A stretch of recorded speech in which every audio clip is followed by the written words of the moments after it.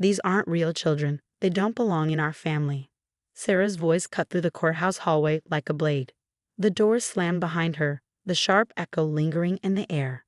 My children flinched at the sound, and I tightened my hold on them, my arms a shield against the cruelty that had just stormed out. I'm Olivia, and at 34, I was finally about to become the legal mother of the two most extraordinary children in the world, 10-year-old Maya and 8-year-old Lucas. After 3 years of fostering, today was supposed to be our happiest day. Instead, my sister-in-law had made it her mission to poison it. "Mom?" Maya's voice was small, uncertain, as she looked up at me, her dark eyes filled with questions no child should have to ask. "Does Aunt Sarah hate us?" I swallowed the fury rising in my throat. "Not today. Don't let her take this day from them." "No, sweetheart," I said softly, forcing warmth into my voice. "Aunt Sarah just doesn't understand what family really means." Tom's hand found my shoulder, his grip firm with restrained anger. His jaw was tight, his breath measured. "I'll talk to her," he muttered, already turning toward the door. I caught his arm. "No. Stay." My voice was steady, absolute. "Your sister's drama isn't worth missing this moment. Today is about us. Our family." The judge, who had witnessed the entire ordeal, offered a small, sympathetic smile. "Shall we continue?" We stepped back into the courtroom, but Sarah's words clung to me like a shadow. They weren't new. For years, she'd had questioned our decision to foster. "Why can't you just have your own kids?" she asked at family gatherings, as if Maya and Lucas weren't right there, hearing every word. "They're not blood. They'll never truly be part of us." But Sarah didn't know our story.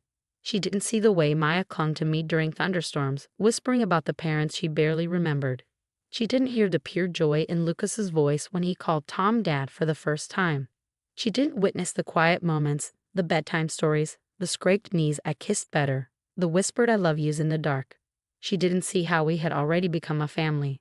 And now the law was about to make it official. When the judge finally declared Maya and Lucas ours, a tear slipped down my cheek. No more waiting. No more temporary. No more fear of losing them. They were my children. Forever. That night, we celebrated with Tom's parents, our true family. But while we laughed over cake and presents, my phone buzzed repeatedly.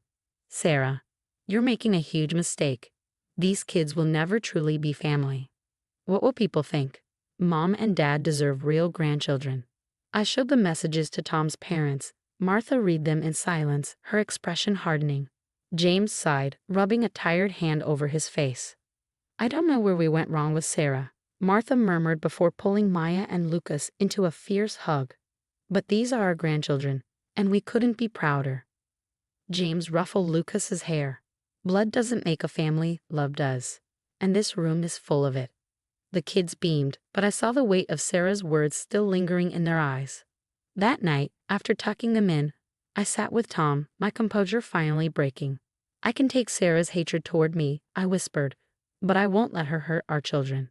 Tom's arms wrapped around me, his voice fierce. "She won't. If she can't accept Maya and Lucas, that's her loss, not ours." But I had no idea then that Sarah wasn't done. Her outburst at the courthouse was only the beginning. She was about to unleash a storm that would shake our family to its core.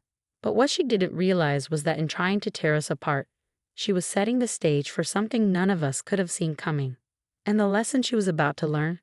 It would change everything. 2 weeks after the adoption ceremony, Sarah launched what could only be described as a campaign against our family. It started with cryptic social media posts questioning the authenticity of adoptive families, thinly veiled attacks that left no doubt about whom she was targeting. Then came the family dinner at Tom's parents' house. I'd hesitated to go, my instincts warning me against it, but Martha had insisted. "Don't let her drive you away. This is your family, too." I should have trusted my instincts.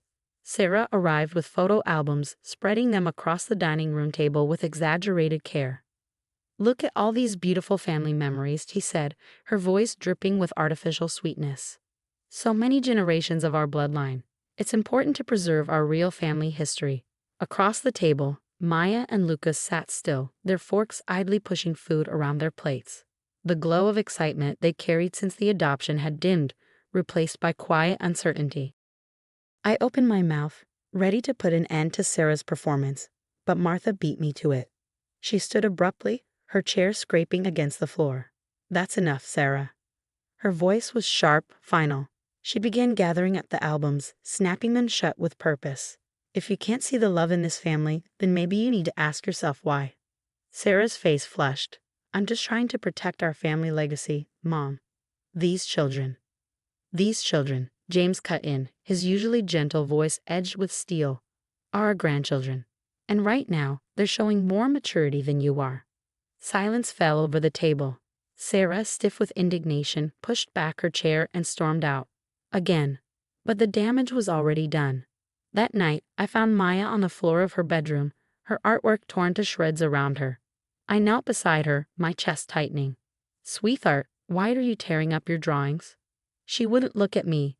"They're not beautiful," she whispered. "They're not real art. Just like I'm not a real daughter." My heart shattered. I pulled her into my arms, holding her tightly as she trembled. "Maya, listen to me."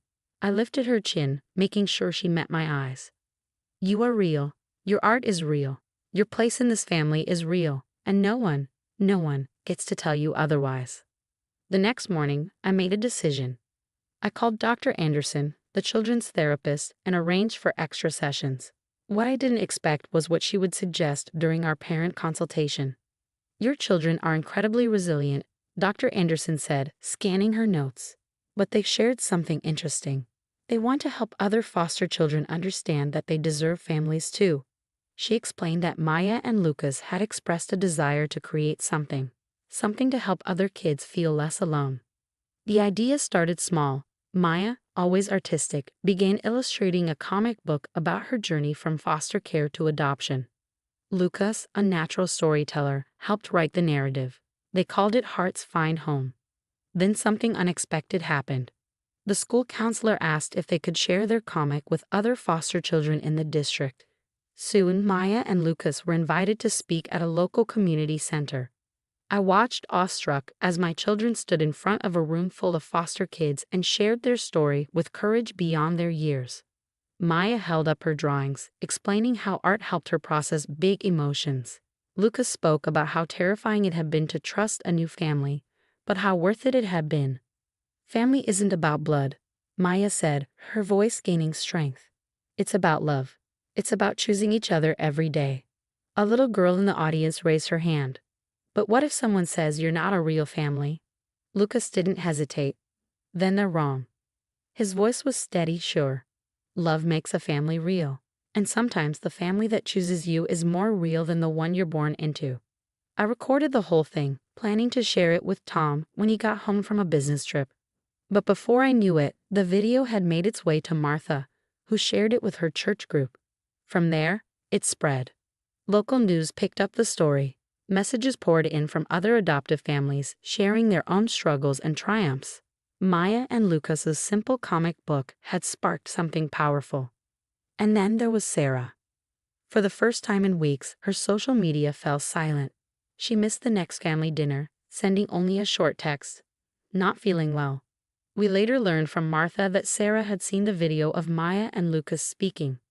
What we didn't know then was that Sarah was facing her own hidden battles, ones that would force her to confront her prejudices in a way none of us could have predicted.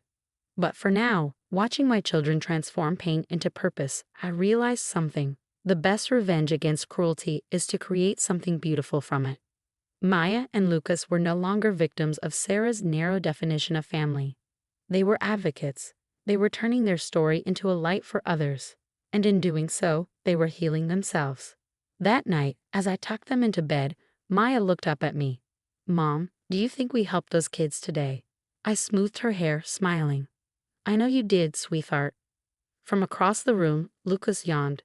"Maybe even Aunt Sarah will understand someday."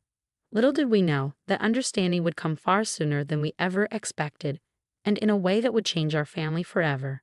The turning point came on a rainy Tuesday afternoon, a month after Maya and Lucas's presentation at the community center. I was at the kitchen table helping Maya with her homework when the doorbell rang. Opening the door, I found Sarah standing there, rain-soaked and trembling, her mascara streaked down her face. "I need your help," she whispered. Her usual sharp confidence was gone, replaced by something raw, almost unrecognizable. I don't know who else to turn to.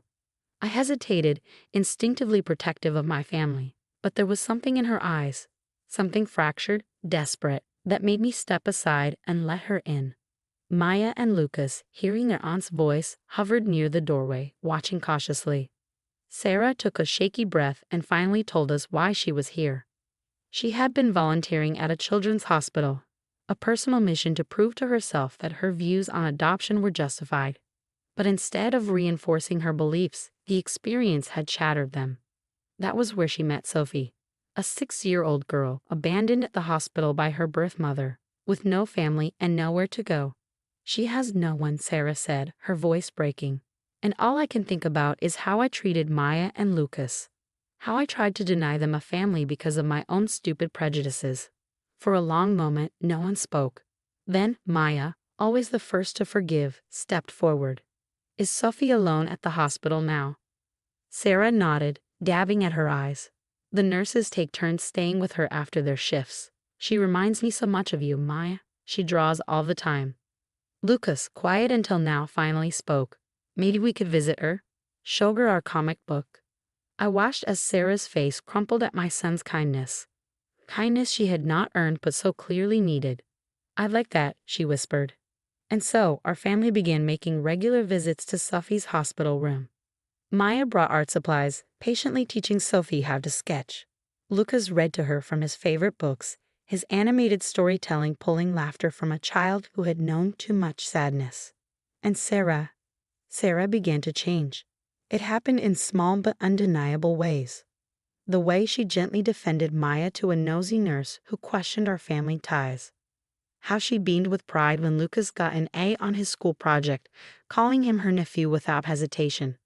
The way she lingered by Sophie's bedside, brushing the little girl's hair back the same way I had done for Maya countless times. One evening, as we were leaving the hospital, Sarah pulled me aside. I was wrong, she said simply, about everything. Watching you with Maya and Lucas, seeing how they've opened their hearts to Sophie despite how I treated them, I've learned what family really means. But the real shock came 2 months later. Sarah had started the process to become Sophie's foster mother, with the intention of adopting her. I don't deserve your help, she admitted one evening over coffee, her hands wrapped around the mug as if for warmth. But Sophie deserves a family, and I want to do this right. Maya and Lucas threw themselves into helping their aunt prepare for Sophie's arrival. They decorated her bedroom, shared their experiences, and even created a special welcome comic book just for their new cousin. And then, finally, the day came. When Sophie walked into Sarah's home for the first time, she found our entire family waiting to welcome her. Martha and James beamed, their pride unmistakable. Tom stood beside me, his arm around my shoulders, watching his sister finally understand what we had known all along. And Maya and Lucas, standing proudly, presented Sophie with their special comic book, one about finding your forever family. See? Maya pointed to a page. Sometimes the best families are the ones that choose each other. Sophie looked up at Sarah, her small hand gripping her new mother's tightly. Like you chose me? Sarah's throat worked as she nodded, her voice thick with emotion. Yes, sweetheart, just like that.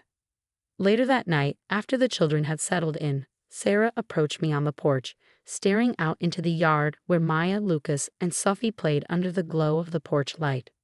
I owe you an apology, she said, but I'm sorry doesn't seem like enough. I met her gaze. You're right, I said. It's not enough. But watching you open your heart to Sophie, watching you become the kind of mother she needs, that means something. Actions speak louder than words, Sarah. She swallowed hard, nodding. Yesterday, Sophie asked if she could call Maya and Lucas her cousins. Real cousins, she said. And I realized they've always been real. I was the one who wasn't seeing clearly. Today, our family gatherings look very different from that tense, painful day at the courthouse. Sophie has blossomed under Sarah's care, her artistic talents thriving with Maya's encouragement. Lucas, ever the protective older cousin, has taken her under his wing, teaching her the important things, how to build the best blanket fort, how to sneak an extra cookie from Grandma Martha's hidden stash. And Sarah? Sarah has become one of the strongest advocates for adoptive families in our community. The photo albums she once used to divide us are now filled with pictures of all our children, celebrating the family we have built. not through blood, but through love. One afternoon, as I sip tea on the porch, Maya calls out to me from the backyard. "Mom, come look at what we made." I step outside to find all three children proudly displaying a new family portrait they'd drawn together. In it, we stand united, no divisions, no doubts, just love. And that really is the most beautiful ending we could have hoped for.